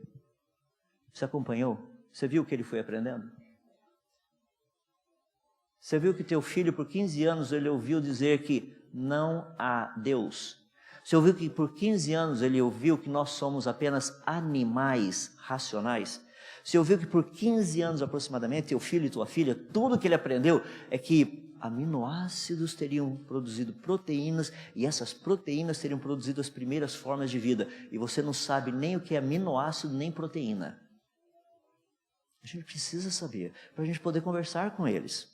Daí pergunta que a gente faz o seguinte, tá, mas então, tá, eu já entendi o negócio da forma de vida, amanhã mesmo eu vou ver todos os livros deles, vamos ver o que está acontecendo. Legal, faça isso, vai resolver isso daí. Por quê? Olha que interessante. Louis Pasteur, um grande pesquisador, um grande cientista, um grande cristão também. Ele diz o seguinte, a doutrina da geração espontânea jamais se recuperará desse golpe mortal dado por esse simples experimento. Foi uma experiência que Pasteur fez, mostrando que geração espontânea não ocorre. Para aqueles que não sabem quem é Pasteur, você pega leite, você compra, e o seu leite é pasteurizado, tá? É dele, ele inventou o negócio, como pasteurizar a coisa, ou seja, para não ter absolutamente nada ali, saber como é que, não está contaminado. Olha o que Pasteur terminou dizendo. Não existe circunstância conhecida que poderia afirmar que seres microscópicos, o que a gente chama hoje de seres organismos unicelulares, tá? Teriam vindo ao mundo sem germes, sem progenitores similares a ele mesmo. Sabe quando Pasteur produziu a evidência? Vamos colocar em termos históricos. 1859, Darwin publica um livro chamado A Origem das Espécies. 4 anos depois, 1863, Louis Pasteur prova cientificamente que vida não teria surgido espontaneamente. Consegue entender o que está acontecendo? 4 anos depois, não se passam nem 10 anos, um monge chamado Mendel descobre as leis da hereditariedade que derruba todas as ideias de Darwin. Tudo foi por água abaixo. Sabe o que é feito? Ninguém fica sabendo do que esse monge chamado Mendel fez por mais de 50 anos. Ninguém ficou sabendo. Por quê? Porque o que Mendel propôs acabava com o que Darwin tinha dito. Acabava. Então ficou escondidinho. 50 anos depois, descobrimos algo que um monge fez. Ele trabalhava com umas ervilhas e tudo mais. Ele descobriu isso tem até umas leis da hereditariedade, sabe? Mas isso daí, Darwin, olha, se encaixam perfeitamente. Perfeitamente. Olha só que interessante, fizeram um estudo espetacular, foi publicado em 2006. Estudaram todos os pinguins conhecidos, tá? Os que estão vivos, as várias variações de pinguins que nós temos hoje, só para ser mais geral, inclusive os do registro fóssil. E sabe o que foi impressionante? Eles chegaram à conclusão que todos os pinguins conhecidos, todos, vieram de um pinguim. Eu falei, uau, isso é descoberta científica. Que pinguim gera pinguim? Rapaz, se não me contassem isso, eu não saberia. Vai que uma foca apareceu no meio do caminho, vira pinguim, pronto. Louis Pasteur, Gregor Mendel e a lista vai. Em outras palavras, onde nós estamos? Para a gente concluir, daí a gente faz um pequeno intervalinho aí só para você poder sentir o que está acontecendo. Nós vivemos uma época em que comparações são feitas para falar a respeito de uma suposta ancestralidade. Quer ver? Saiu um artigo muito interessante, isso faz um bom tempinho já, tá? 1998 foi quando o artigo foi publicado, lá por volta dos anos 2000, o pessoal começou a falar muito a respeito disso, e continua até hoje. Olha o que está escrito lá em cima, chimpanzé é irmão do homem. Eu já chequei na minha família, isso aí não diz respeito à minha família, deve ser alguma outra família por aí. Mas foi muito interessante, o trabalho do Dr. Morris Goodman, da Universidade de Wayne, lá nos Estados Unidos. Ele fez uma comparação muito interessante entre material genético de chimpanzé e material genético do ser humano. Foi algo muito legal. Sabe por quê? Porque, no fundo, ele descobriu o seguinte, que um tipo de gene específico que ele pesquisou, são 97 genes que ele usou para comparar entre os genes de chimpanzés e seres humanos, ele percebeu que são genes cuja semelhança é de 99,4%. Ou seja, a diferença entre nós e os chimpanzés seria só de 0,6%. A ênfase que ele dá não é o quão parecido nós somos, é que nós somos só um pouquinho diferentes. Só um pouquinho. Eu fico assim impressionado, eu falo, cara, só 0,6%? Eu falo assim, a gente nem consegue perceber a diferença. Eu falei, eu estou até preocupado com quem você vai se casar. Imaginou, vai que um dia você vai lá no zoológico, você começa assim, ver aquela chimpanzezinha toda simpática, bonitinha, charmosa e tudo mais, fala, achei o amor da minha vida e tudo mais. Porque afinal de contas a diferença é só de 0,6% mesmo, então não vai nem sentir nada, né? Vamos parar de trabalhar um pouquinho. Você quer ver que interessante? Isso daí continua sendo ensinado por muitos professores. Eu fiz física e matemática, e na área de matemática você tem que usar o mesmo argumento, ou seja, a mesma lógica para testar. Diferença só de 0,6%, bem interessante. Quantos genes foram comparados? 97. Espera aí. Quantos genes existem para serem comparados? Mais ou menos de 30 a 40 mil, a maior parte é duplicado. Dá mais ou menos uns 20 mil e bolinha que não são duplicados, tá? Agora, vamos supor que 15 mil, vou pegar menos, dá 20.500 e bolinha. Pegar uns 15 mil aí, esses são os genes básicos que fazem com que a coisa funcione, tá? Espera aí, de 15 mil, quantos mesmo foram comparados? 97. Bom, isso significa que só 0,65% de todo o material genético foi estudado, certo? E qual a diferença que foi encontrada nisso? Se em 0,65% a diferença foi de 0,6%, se a gente comparar todos, qual seria a diferença? 92,3%. Agora eu entendo por que nós somos diferentes.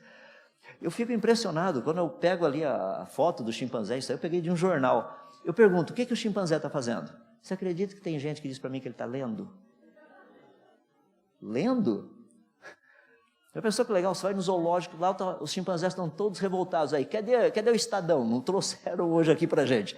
Quero saber se o Lula já foi preso ou ainda não. Aquilo lá não faz parte da nossa linha evolutiva e coisas desse jeito, tá? Sentiu?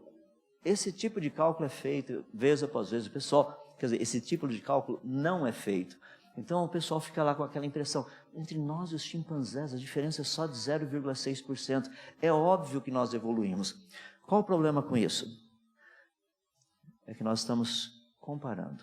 Então eu queria encerrar falando a respeito disso, porque é importante nós sabermos o que está acontecendo nesse pacote todo. Primeiro, Ernest Haeckel, vocês lembram dele, aqueles embriõezinhos que ele fez, que é esse desenho, tá? Ele dizia o seguinte, que a ontogênese seria a recapitulação curta e rápida da filogênese. Ou seja, o desenvolvimento de um embrião contaria a história de como aquela espécie se desenvolveu. Ok? Tá aí. Infelizmente, alguns livros ainda têm esse negócio. Você tem que pedir por misericórdia, sabe, para esse negócio estar ali. Por quê? Porque se você fizer um estudo rapidinho, primeiro, em 1908, Ernest Haeckel, naquele jornal alemão, ele publicou o seguinte: quero começar confessando com arrependimento que uma pequena parte de minhas numerosas fotografias de embriões é realmente falsificada. Não vou nem continuar lendo o resto. Mas se quiser, você pode ler. Ou seja, a maior parte do que você está vendo ali não tem nada a ver. Por que o pessoal não coloca, por exemplo, um trabalho espetacular feito por Michael Richardson? Foi publicado em 1998, lá na revista Science, usando microscopia de varredura, onde ele mostra os embriões no seu estado menos desenvolvido. Não tem absolutamente nada parecido. Então, o que significa? Como é que fica esse negócio de ancestralidade? Não, mas similaridade tem tudo a ver com ancestralidade. Será? Deixa eu colocar aqui de uma forma bem simples para a gente poder entender. Como que seria que similaridade tem tudo a ver com ancestralidade? Vamos fazer uma comparação aqui. Aqui você tem o nome do organismo, ser humano, elefante, gato, gorila, chimpanzé, orangotango, todo aquele negócio. Pares de cromossomos. Nós temos 23 pares, os chimpanzés têm 24. Tamanho do genoma em gigabytes. Número de genes. Vamos comparar. Ser humano, está ali. Tamanho do genoma, 3,2 gigas. Elefante, tamanho do genoma, 3,2 gigas. Chimpanzé, tamanho do genoma, 3,35 gigas. Espera aí, o genoma, em termos de tamanho, mais parecido com o nosso é de qual forma de vida? Do elefante. Então, nós teríamos vindo dos... Tá bom, você acredita nisso, né? Vamos mudar um pouquinho. Ser humano, tá? Quantos genes tem no genoma do ser humano? 20.251. Quantos tem no do gato? 20.285. Interessante, só 34 a mais. Uau! E do chimpanzé? 19.700. Misericórdia, tem mais de 350 genes, mais de quantos? 200 com mais 300, 500 genes de diferença. Uau! Peraí, pelo número de genes, nós somos mais parecidos com o quê? Com os gatos ou com os chimpanzés? Agora você sabe que você pode chegar para tua esposa e falar minha gatinha, ou chegar para teu marido e falar meu gatão, tá vendo? Geneticamente a gente sabe. Isso significa que nós viemos dos gatos? Claro que não. Deixa eu dar mais um aí para você, isso aí é só para você pensar. Quer ver que legal? Nós temos no nosso corpo, aproximadamente, por volta de 70, quase 75% dele é água, H2O. As melancias também. Ou seja, nós evoluímos das melancias. Então, toda vez que você for comer uma melancia, lembre-se que você está comendo um dos seus antepassados. Então, você tome cuidado com isso. Percebe como não faz sentido? Deixa eu mostrar por que não faz sentido isso. Não estou dizendo que similaridade não tenha nada a ver com ancestralidade. Estou dizendo que depende do que está sendo comparado, pode te levar a uma conclusão totalmente esquisita. Dá uma olhadinha. Comenta com as pessoas. Até aqui tudo bem. Ninguém tem problema com isso, né? Mas olha só se eu continuar.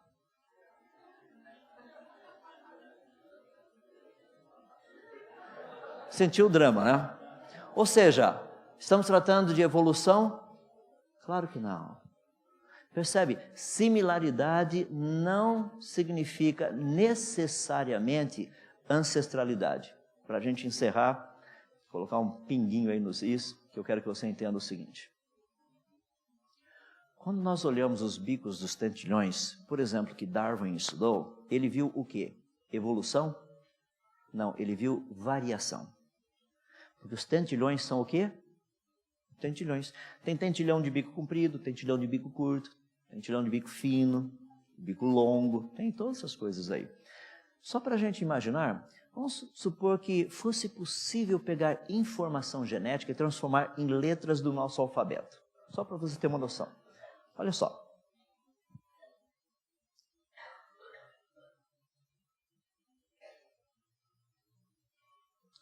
Pergunta, estamos vendo evolução? Não, só recombinação das letrinhas que já existem. Apareceu alguma coisa nova? Não, só aquilo que já estava programado para existir. Só.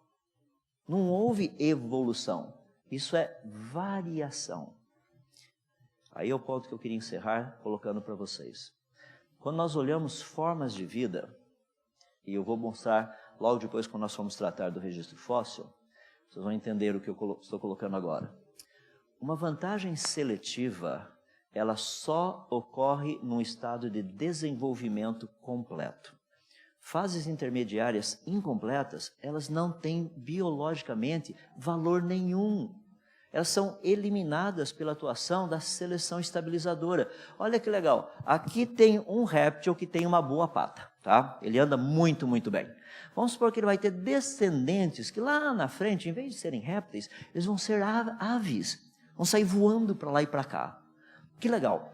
Como que a pata desse antepassado teria ao longo do tempo, tá, evoluído até chegar a ser asa das aves lá na frente?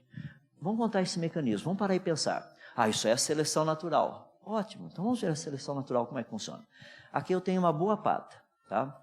Aqui eu tenho uma pata que, peraí, é uma pata que está se adaptando a quê?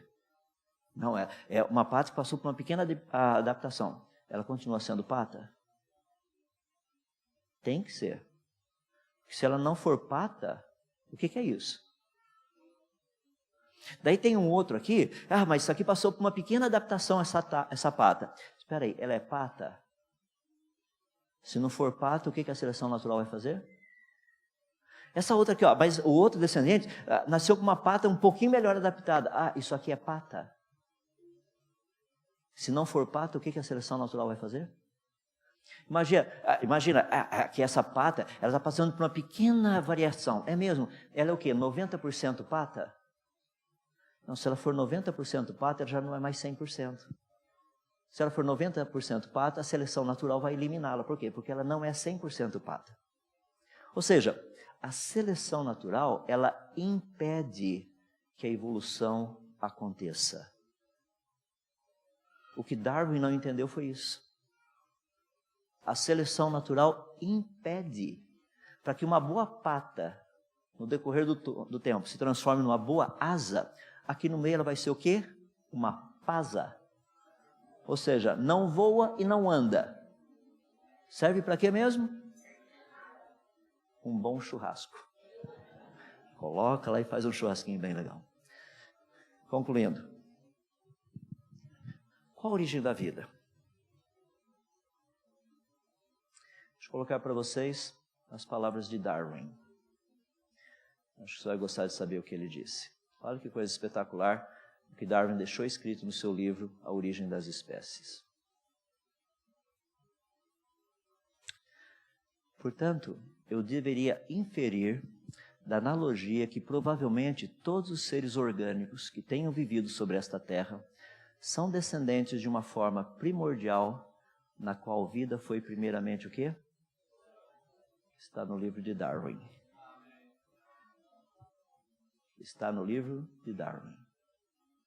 Tá? É muito legal. O que nós vamos continuar discutindo é se realmente todas as formas de vida teriam vindo de um único ancestral. Até onde já tem visto, a resposta é não. Ah, mas tem um registro fóssil. É o que a gente vai estudar daqui a pouquinho.